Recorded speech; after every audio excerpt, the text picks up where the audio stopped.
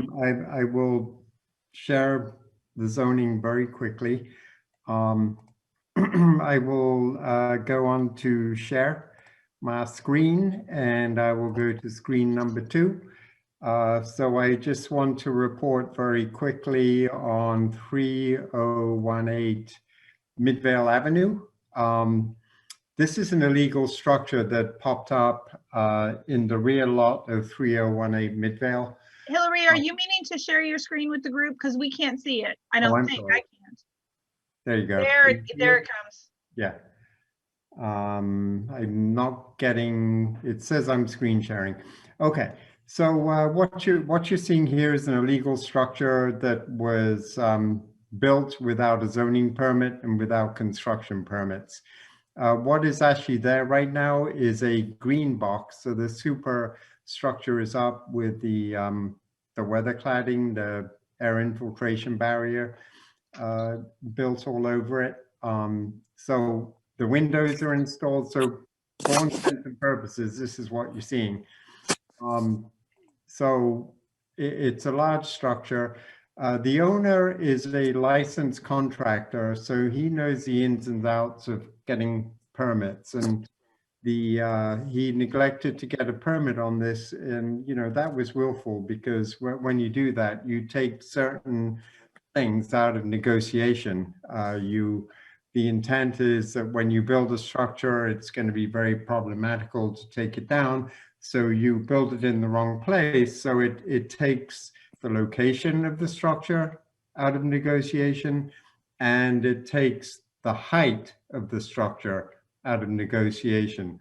So what we're appealing to the Zoning Board of Adjustment is, that's not acceptable. And the second floor of this building, at the very least, is going to have to be removed and make a gable that's compliant with the balance of two structures that are back there that are already clad in stone and, approximately about 75 to 80 years old already. So we were at the hearing on the when was it? The 20th. We were halfway through, and their attorney took about way too long, which is exactly what I'm doing right now. And the chairman of the zoning board said, look, it's 10 minutes before our 5:30 slate starts. We're going to have to resume this on the 17th. So we're going to go back on the 17th. To rehear this case. Do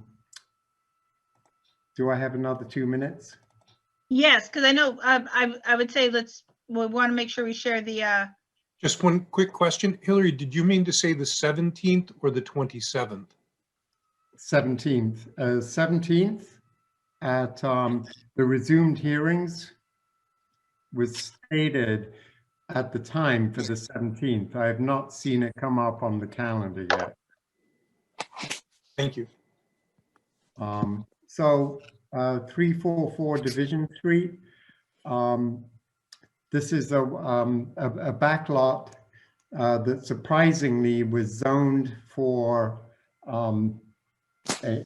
attached single dwellings. The developer put 3 homes on the lot built out to the property line.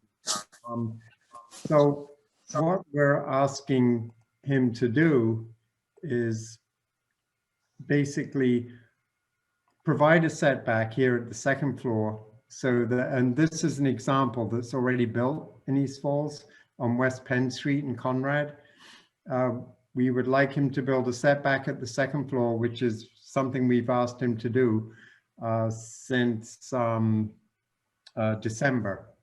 And in section, that kind of looks like this. This is their current proposal. These are the houses across the street right here. Their current proposal is to 37 feet. They did bring it down from, you are seeing my screen, right? Yes. Okay. They did bring it down from 42 feet, so there's a reduction of 5 feet, so they've squished the floors a little bit. But still, all the folks that live on the across the street on Division are very upset because that is a very narrow street. So all we'd like to see is a setback here, knock that high level back a little bit, make the railing of glass, don't make it solid. This is a good example of what you can do. And, you know, people can tolerate the scheme a little better.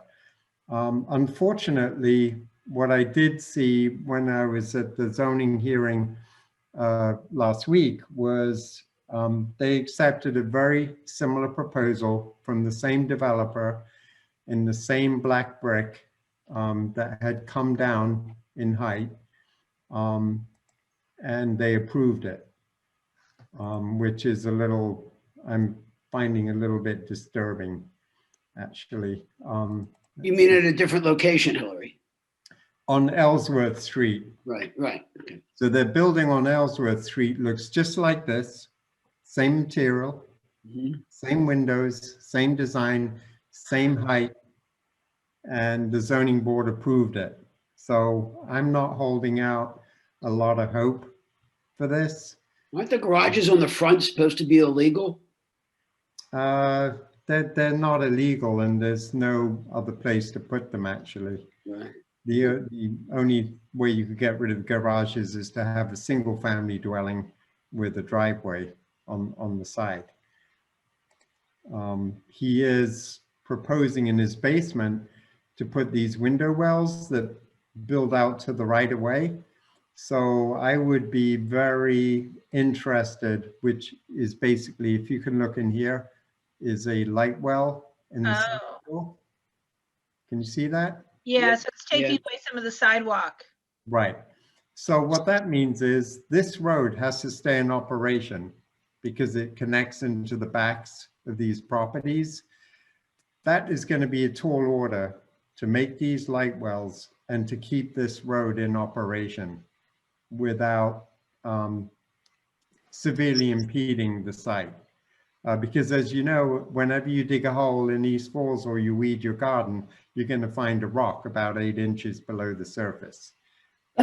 You know, that's the way it is here. So I don't think he knows what he's getting into when he digs this basement out. So what is that for? Is that for light to go into the basement? Yeah. If you look in the basement right here, Right. he's got these coming out to the right of way, which is halfway across the sidewalk. So we have a position on this, and we're going to be at the meeting on the 17th. Right. Yes, actually on Wednesday, the 10th, there is, the neighbors have written letters. They know about the hearing. Some of them have registered for the hearing. And so we'll see what happens on Wednesday. Wednesday is this coming Wednesday our zoning meeting, or wouldn't the zoning meeting No, always this be is on the the 17th? zoning board of adjustment meeting. So Wednesday, the 10th is zoning board of adjustment, and then the hearing will resume on the 17th. On the other property. On the other property, On sorry. the other property, Okay, right. so Wednesday, zoning board of adjustment. right. For Division Street. Okay. Right. And then the last project is something we all know about, which is, and I'll go very quickly through this. I just sent a letter off to the attorney, which encapsulates some of the positions noted in the meeting that we held on the 20th. So this is this project. For anyone that hasn't been paying attention, this is the last corner lot on Merrick. Is the third phase. Come see this way. You can't be seen because it's just one way. Can you see it? So the overall view of the lot is basically what we're looking at here is a large building full of 1-bedroom apartments. It's a dense scheme with 185 units and 189 cars, all coming up Merrick and then going into the parking lot here. What we're kind of, it doesn't look like it belongs in East Falls. There's no recognition of the fact that there's a river just a few yards away. It doesn't seem to recognize that we're a community of single family homes, of many people who've been here many generations. This is a building with long corridors, which could be a college dorm, or it could be a hotel or a Motel 6. So that's typical of a kind of a layout there. What's our zoning recourse with regard to? There is no zoning recourse because unfortunately, a few years ago when the Lower Northwest Plan was developed, this lot was designated as CMX3, which allows even more density than this, even more floor area ratio. So when we go into the community design review, city planning is only able to respond to this scheme within the confines of the zoning code. So, what we can say is, the building looks terrible. It doesn't fit East Falls. You've got to improve the pedestrian environment. Why don't you upgrade to more than just 1 bedrooms? As far as we know, there isn't a large hotel, which is what this looks like in East Falls, or a college dorm. So we can only appeal in a kind of limited fashion to, like, this is not East Falls, this is not the environment of East Falls, this is too dense, it's going to completely cripple our roads with even more cars on Ridge, which is gridlocked in the mornings. What like can 5 hours a day. what can we ask as we're sitting here on this meeting with not zoning, but what can we ask the community to do if they have, a desire to raise their voices about this and possibly help us, I don't know, limit They can write letters to Councilman Jones. They can write to Mayor Kenny. This is a PHA issue. It's a city issue. That's one thing they can do. But we also have an agreement with PHA and the city that this property is supposed to be 30 units. Right. This is the letter. Right, exactly. And so we've sent a letter to PHA asking for an explanation of how did we get from 30, actually what the agreement says is 30 market rate units. I personally don't care if they're market rate or not, but 30 market rate units from that to this, to a college dormitory with 188. So the agreement that we have dates back how many years now, as I understand it? Many, right? This had something to do with the original PHA development. right. They agreed to this. I suspect the original development that was demolished had 30 units on it. The point of this is, this is the questionable density that we have here. And 30 may not be the right number, and 185 is definitely not the right number. But the issue here is that we had an agreement and PHA, just kind of put it in the trash can. I would strongly encourage anyone on this call who has concerns about this to attend our next zoning meeting. And we can talk further about ways in which you can write letters, make statements. We can share with you the letter that we sent, reminding them of the agreement that they had with the East Falls community regarding this site. To the extent we can hold them to it, I don't know, but at least we can remind them of it.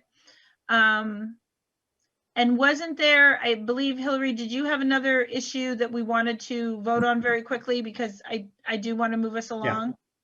Yeah, this is going to be discussed in our regular community Zoom on the 17th in the evening of Wednesday. So this is going to be the main agenda item. And then the last item I had was there is a request from the Crosstown Coalition, which comprises about 30 RCOs, representative community organizations, of which we are one. I got an update today. So of the 36 organizations, actually, 17 have signed, and we're one of the group of 15 who have not at this point. So what they are requesting is quite simple.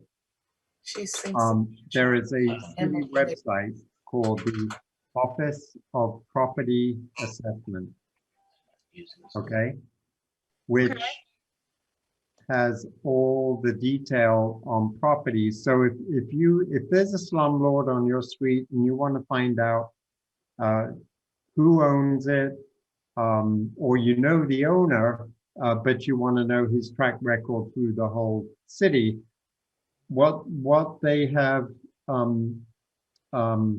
what's the word? They've taken away the functionality of the search for, if you put in the property owner, it used to be that all his properties came up, and then you could see, was he being delinquent on his taxes? Did he have violations? In other words, was he someone who was habitually a bad and a repeat offender and did not take care of city infrastructure? For